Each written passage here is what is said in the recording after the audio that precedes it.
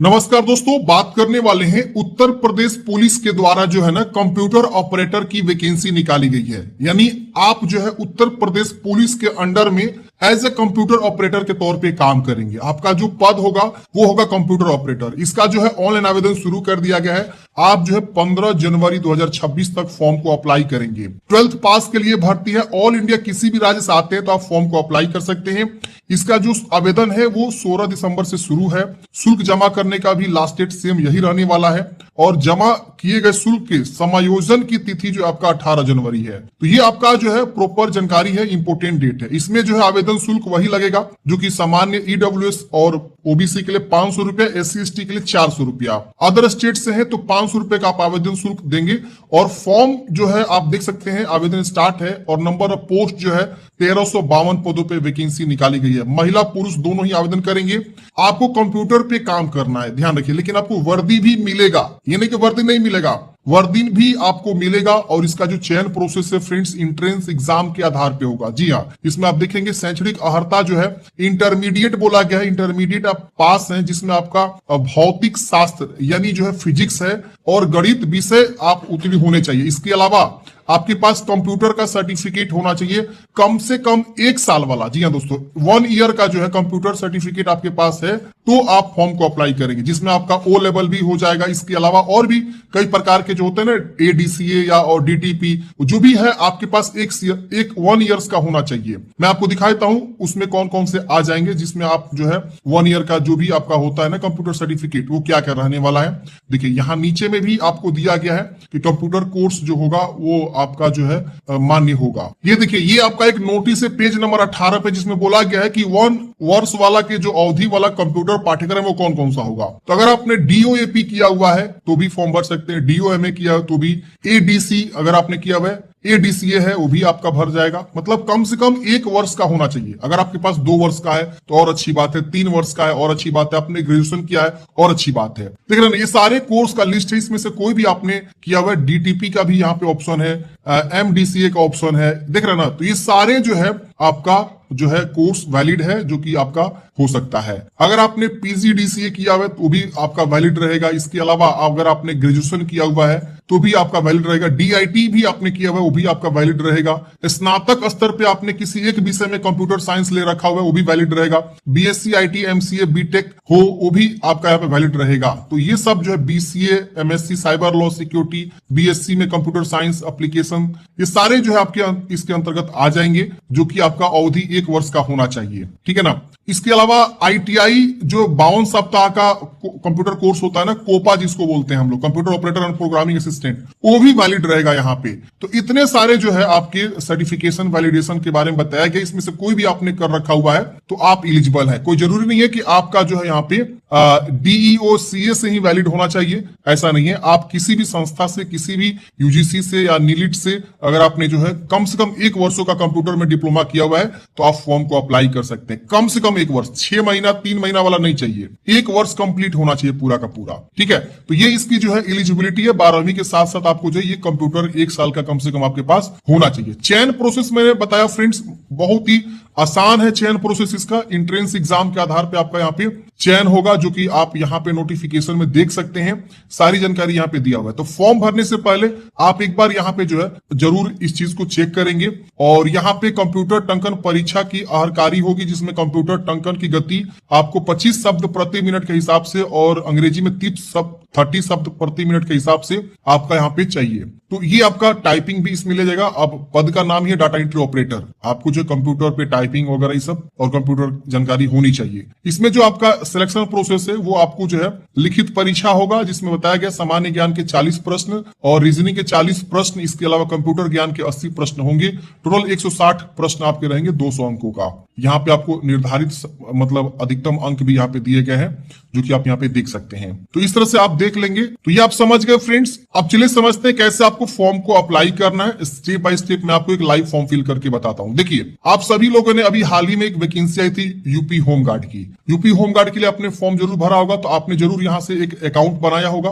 तो तो आपको दोबारा अकाउंट बनाने की आवश्यकता नहीं है। उसी अकाउंट से आप क्या करेंगे, यहां से लॉग इन विद अकाउंट पे क्लिक करके आप अकाउंट बनाएंगे। अगर आप जानना चाहते हैं कि यूपी पुलिस के लिए ओटीआर कैसे करते हैं, तो मैंने ओटीआर के रिगार्डिंग अलग से वीडियो बनाया हुआ है, वो वीडियो नहीं देखे हैं तो देख लीजिएगा। मैंने वन टाइम रजिस्ट्रेशन के ऊपर अलग से वीडियो बनाया हुआ है, ठीक है ना। मेरे पास ऑलरेडी अकाउंट है क्योंकि हमने हाल ही में यूपी होमगार्ड के लिए फॉर्म भरा था, तो अकाउंट मेरे पास पहले से है। तो हम यहाँ पे क्लिक करके क्या करेंगे, लॉग इन करेंगे। तो चलिए हम यहाँ पे क्या करते हैं, क्लिक करते हैं और यहाँ पे हम अपना ईमेल या मोबाइल कोई एक लिखेंगे, जो हमने पासवर्ड बनाया था वो लिखेंगे और यहाँ लॉग इन करेंगे। अगर आपका आधार वेरीफाइड है तो आपको यहाँ पे लॉग इन विथ आधार का भी ऑप्शन आता है, इस पे क्लिक करेंगे। अपना आधार संख्या नहीं, यहाँ मोबाइल नंबर मांग रहा है तो मोबाइल नंबर लिखेंगे, जनरेट आधार ओटीपी पे क्लिक करेंगे, पहले इसको टिक करना होगा और इस पे क्लिक करेंगे तो आपके आधार से मोबाइल नंबर लिंक, उस पर ओटीपी जाएगा, उसको यहाँ लिखेंगे और इसको टिक करके लॉग इन करेंगे ना, तो आपका यहाँ पे डैशबोर्ड ओपन हो जाएगा, ठीक है ना। तो आपके पास दो ऑप्शन है, दोनों में से कोई सा भी ऑप्शन के थ्रू आप यहाँ पे जो है आप लॉग इन करेंगे। तो चलिए मैं यहाँ पे जो है लॉग इन विथ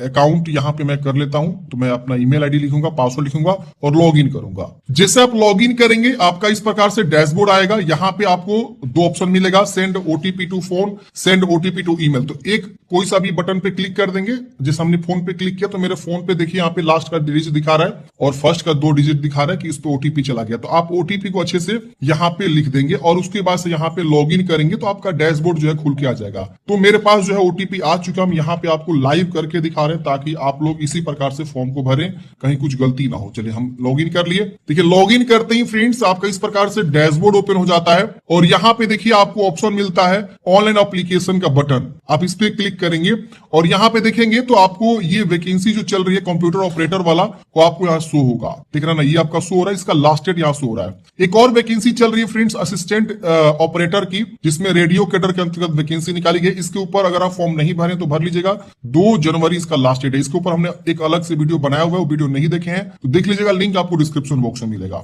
चलिए हम यहाँ पे कंप्यूटर ऑपरेटर के लिए अप्लाई करके बताते हैं। तो हम यहाँ पे क्या करेंगे, टिक बॉक्स पे टिक करेंगे और यहाँ अप्लाई बटन है, हम इस पे क्लिक करेंगे। अगर आप दोनों के लिए एलिजिबल है तो बारी बारी से अप्लाई करेंगे, पहले एक के लिए अप्लाई कर देंगे फिर दूसरे के लिए अप्लाई करेंगे। तो चलिए हम इसको टिक करते हैं, यहाँ अप्लाई वाले बटन पे क्लिक करते हैं। अप्लाई वाले बटन पे क्लिक करते हैं इस प्रकार से आपका जो है फॉर्म खुल जाएगा। ये देखेंगे तो आपके जो है 5 स्टेप्स में फॉर्म दिखाई दे रहे, personal details, other details, education qualification, photo upload करना, यहाँ डॉक्यूमेंट्स अपलोड करना और लास्ट में प्रेफरेंस एंड प्रीव्यू और सबमिट का बटन। अब यहाँ पे आपको नीचे आना है तो यहाँ पे देखिए सबसे पूछ रहा है आप माता जी का नाम लिखें, तो आपका जो भी माता जी का नाम है वो लिखेंगे। आप मैरिड है कि अनमैरिड है ये बता देंगे। फिर यहाँ पे आप उत्तर प्रदेश के निवासी हैं तो यस करेंगे वरना नो करेंगे। अगर आप नो करते हैं तो एज अ जनरल आप हो जाएंगे, अनरिजर्व कैटेगरी बोल रहे आप हो जाएंगे, अनारक्षित माने जाएंगे। ठीक है, हम एग्री कर लेते हैं। अदर स्टेट वाले इसी तरह से भरेंगे।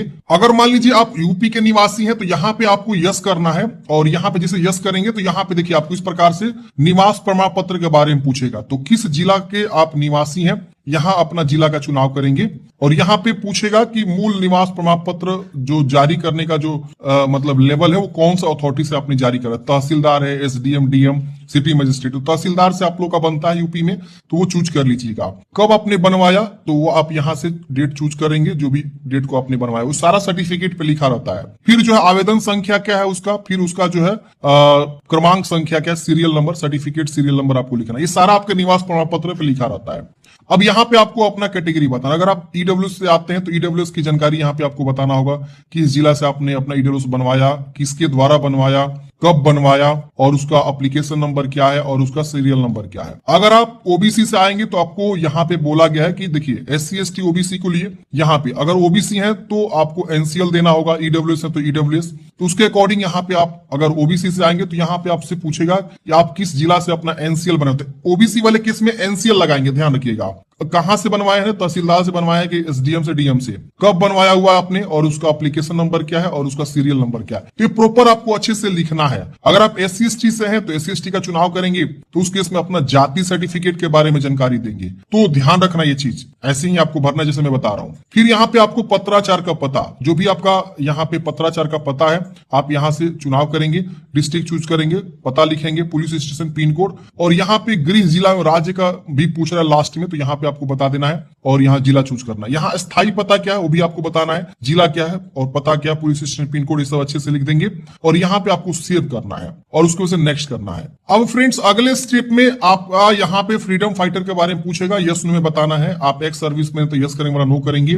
आप उत्तर प्रदेश राज्य के कर्मचारी हैं तो आप यहाँ पे यस नो में बताएंगे, नहीं है तो नो कर दीजिएगा, फिर इसको नेक्स्ट कर देना है। अब यहाँ पे आपको अपना एजुकेशनल क्वालिफिकेशन को ऐड करना है। तो देखिए मेरा ऑलरेडी ओटीआर था और मैंने ऑलरेडी एक फॉर्म भी भरा हुआ था होमगार्ड का, तो मेरा मैट्रिक की जानकारी ऑलरेडी यहाँ पे दिखाएगा। अगर आप पहली बार ओटीआर करके आएंगे तो आपको यहाँ पे मैट्रिक की जानकारी पहले ऐड करना होगा। तो इस तरह से आपको बताया गया। तो यहाँ पे दो ऑप्शन मिल रहा है आपको, एक मिल रहा है intermediate with physics and mathematics and आपके पास कंप्यूटर का सर्टिफिकेट, या आपने डिप्लोमा किया हुआ है कंप्यूटर इंजीनियरिंग से या आईटी से, इलेक्ट्रॉनिक्स से, तो भी आप फॉर्म भर सकते हैं। तो यहाँ पे हमारा जो है 10th की जानकारी ऐड है, हम सीधे क्या करेंगे यहाँ पे नेक्स्ट करेंगे। अच्छा हमें नेक्स्ट नहीं करना, पहले हम यहाँ पे येलो वाले पे, देखिए ग्रीन हो चुका है, एडेड है ऑलरेडी, ये पेंडिंग है, ये भी पेंडिंग है, ये भी पेंडिंग है, तो हम पहले इस पे क्लिक करेंगे। अब देखिए यहाँ पे हमको पूछेगा कि आपने कहां से जो है कौन से बोर्ड से आपने इंटरमीडिएट किया हुआ है। अगर आप डिप्लोमा किए तो डिप्लोमा के बारे में बताएंगे, तो यहाँ पे हम वो बोर्ड चूज कर लेंगे। आप किस वर्ष उत्तीर्ण हुए हैं तो यहाँ से आप जो है पासिंग मंथ ईयर को क्या करेंगे,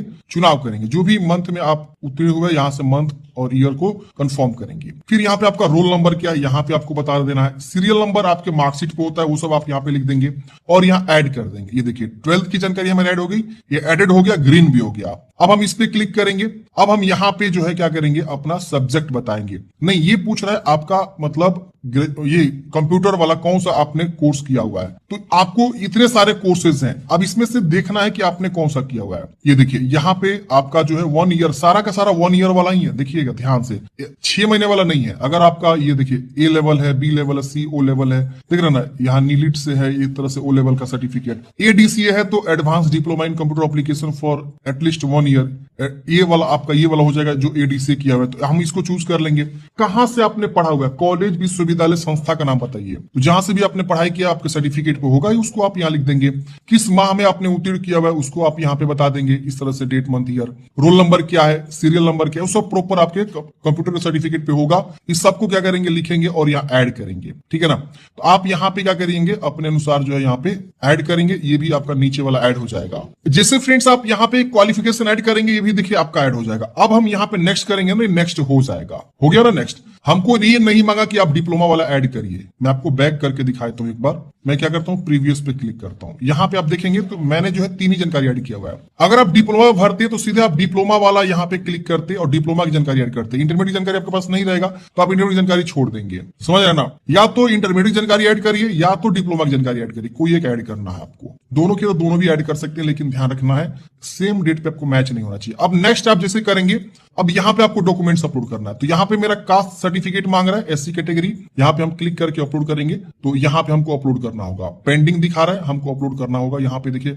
ये इस तरह से आ रहा है, यहाँ क्लिक करने का ऑप्शन बने, जैसे यहाँ बन रहा है ना, इसी तरह से बनेगा। अब यहाँ क्लिक नहीं हो रहा है तो इसका क्या उपाय है, तो यहाँ टैब का हम यूज करेंगे। आपके कंप्यूटर में टैब एक बटन होता है, ठीक है ना। हम यहाँ पे टैब दबाएंगे। टैब दबाएंगे ना तो क्या होगा ना, उस पे वो हाईलाइट होगा। देखिए मैं टैब दबा रहा हूं, ऊपर में हाईलाइट हो रहा है। देखिए अच्छा नहीं हो रहा है तो एक बार हम क्या करेंगे ना, राइट क्लिक करेंगे, इंस्पेक्ट वाले ऑप्शन पे क्लिक करेंगे। जैसे इंस्पेक्ट करेंगे ना तो यहाँ पे देखिए अब थोड़ा सा हमको ये आ गया, यहाँ पे आ गया। तो ऐसे हम क्या कर सकते हैं, अपना जो है ये कर सकते हैं। अगर वो बटन नहीं वर्क कर रहा, अब यहाँ पे ब्राउज, ये मोबाइल व्यू में हो जाएगा। अब ब्राउज पे क्लिक करके हम अपना डॉक्यूमेंट्स को चूज कर लेंगे। फिर यहाँ से हम कट कर देंगे। तो ये थोड़ा सा ध्यान देना आपको। हम यहाँ चूज करेंगे अपना जो भी डॉक्यूमेंट्स है उसको चूज करेंगे और यहाँ सेव करेंगे, अपलोड हो जाएगा। यहाँ बोला गया है पीडीएफ में चाहिए, 1 MB से कम होना चाहिए। तो हम यहाँ ब्राउज करके सेव करते हैं। देखिए मैंने इस तरह से जो है कैटेगरी सर्टिफिकेट को अपलोड कर दिया, सक्सेसफुल यहाँ पे हो गया। अब हम इसी तरह से बारी बारी से बाकी सब डॉक्यूमेंट्स भी अटैच कर देंगे। यहाँ पे आपका जो है वो कंप्यूटर वाला सर्टिफिकेट का जो है मांग रहा है, अपलोड कर देना है। यहाँ आपको 12th का मार्कशीट, 12th का सर्टिफिकेट,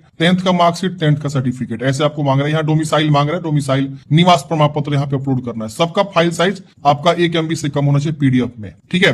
अब यहाँ पे आता है आपको लाइव फोटो खींचना। ये बहुत इंपोर्टेंट पॉइंट है, ये ध्यान रखिएगा कैसे खींचना है। तो यहाँ पे आपको ना वो करना है, फोटो खींचना है जो कि बोला गया है कि विदाउट कैप होना चाहिए। डार्क जो है आपका यहाँ पे ये सब ग्लास वगैरह नहीं पहनना है आपको, मतलब चश्मे नहीं पहनना है। इसके अलावा कोई ज्वेलरी वगैरह ये सब चीज बोला गया है, आपको यहाँ पे सही से हटा देना है और प्रॉपर फेस आपका आना चाहिए और ये सब आपको यहाँ इंस्ट्रक्शन दिया गया है। आप यहाँ पे क्लिक करके देख सकते हैं सैंपल में कि किस तरह का एक्सेप्टेबल है। देख रहे हैं ना, यहाँ पे आपको इस तरह से एक्सेप्टेबल, ये देखिए बैकग्राउंड यहाँ पे मल्टी कलर दिख रहा है तो ये एक्सेप्टेबल नहीं है। यहाँ कैप पहना हुआ है, यहाँ आंख पे बाल आ गया है, ये चश्मा देख रहे हैं ना, ये कट गया है कान यहाँ से, ये ऊपर सर कट गया, तो इस तरह का आपको नहीं अपलोड करना है। ये प्रॉपर देखिए कान दिख रहा है, प्रॉपर आपका चेहरा दिख रहा है और यहाँ पे देख रहे हैं ना बैकग्राउंड एक सादा कलर में है, तो इसी तरह का आपको अपलोड करना है। तो चलिए हम यहाँ पे क्या करेंगे, कैप्चर लाइव इमेज पे क्लिक करेंगे, देखिए आ गया। अब सिंगल बैकग्राउंड में हम क्या करेंगे, जाएंगे और यहाँ पे क्या करेंगे,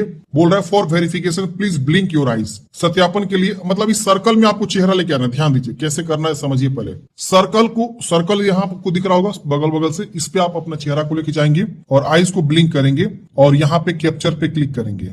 कैप्चर पे क्लिक करते ही आपका फोटो यहाँ पे अपडेट हो जाएगा। अब बोल रहा है कि बैकग्राउंड नॉट डिटेक्टेड, बैकग्राउंड की इशू हो रही है, तो हम बैकग्राउंड साफ सुथरा वाले में जाएंगे और ensure full face and clear background are visible, मतलब बैकग्राउंड हमारा इशू आ रहा था क्योंकि हमारे मल्टीपल बैकग्राउंड दिख रहे हैं ना, दिख रहे हैं यहाँ पे, इधर है अलग, इधर कलर है, तो इसलिए वो बोल रहा है कि हमारा जो है बैकग्राउंड सही नहीं है। तो आप जब सही बैकग्राउंड में जाएंगे ऑटोमेटिक कैप्चर कर लेगा। उसके बस यहाँ पे आपको सिग्नेचर अपलोड करना है जो कि 5 से 20 केबी के बीच होना चाहिए और यहाँ 140x60 पिक्सल का होना चाहिए, आसानी से अपलोड हो जाएगा। उसके बाद आपको यहाँ पे सेव करके नेक्स्ट कर देना है। तो फ्रेंड्स हमने यहाँ पे फोटो सिग्नेचर को आसानी से अपलोड कर लिया, जैसे कि मैंने आपको इंस्ट्रक्शन बताया कि यहाँ पे मेरे को लाइट बैकग्राउंड बार बार बोल रहा था, एरर आ रहा था, तो मैंने क्या किया ना, पीछे एक जो है गमछा जो है आप जानते ही हैं व्हाइट कलर में गमछा जो है एक हमने यहाँ पे फोल्ड कर दिया था और उसके बाद से ये हमारा बैकग्राउंड व्हाइट बन गया था। तो इस तरह से आप आसानी से अपलोड कर सकते हैं। अगर आपको बार बार एरर आए तो व्हाइट बैकग्राउंड का गमछा आप जो है लगा सकते हैं पीछे में। अब देखिए थोड़ा सा यहाँ पे आया हुआ है लेकिन फिर भी अपलोड हो गया है, तो आप इसको प्रयास करें और आपके चेहरे पे प्रॉपर लाइट होना चाहिए और थोड़ा सा रेंज जो है ये देखिए यहाँ पे चेस्ट अच्छे से इतना कम से कम दिखना चाहिए,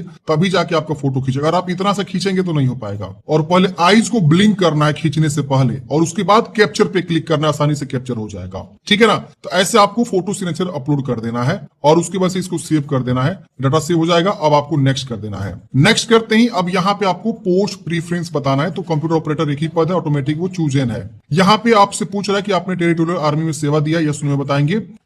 आपके पास एनसीसी बी सर्टिफिकेट है, यस नो बताएंगे।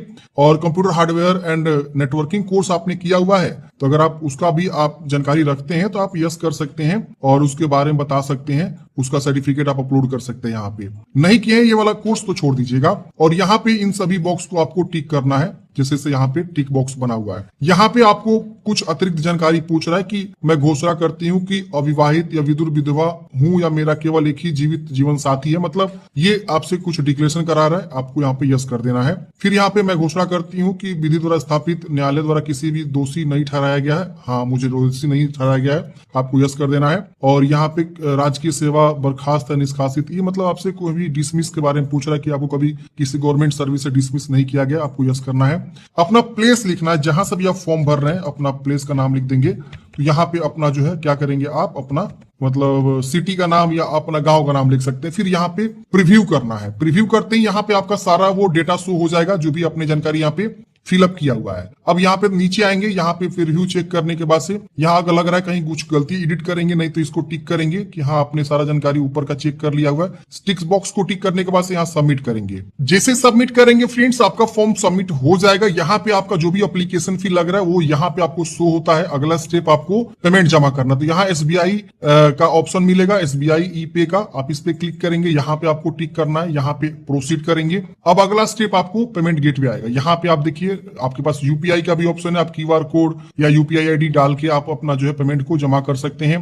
दूसरा आपके पास नेट बैंकिंग है, डेबिट कार्ड है, कई सारे ऑप्शन है, किसी भी ऑप्शन के थ्रू पेमेंट जमा करेंगे और उसके बाद आपको फाइनल प्रिंट आउट मिल जाएगा, आप अपने हार्ड कॉपी सुरक्षित रख लेंगे। तो इस तरह से आप जो है उत्तर प्रदेश पुलिस के अंतर्गत जो कंप्यूटर ऑपरेटर की जो बहाली निकाली गई उसके लिए फॉर्म को अप्लाई करेंगे। आपके मन में कोई भी डाउट्स है, कमेंट बॉक्स से पूछ लीजिएगा। मिलते हैं फ्रेंड्स किसी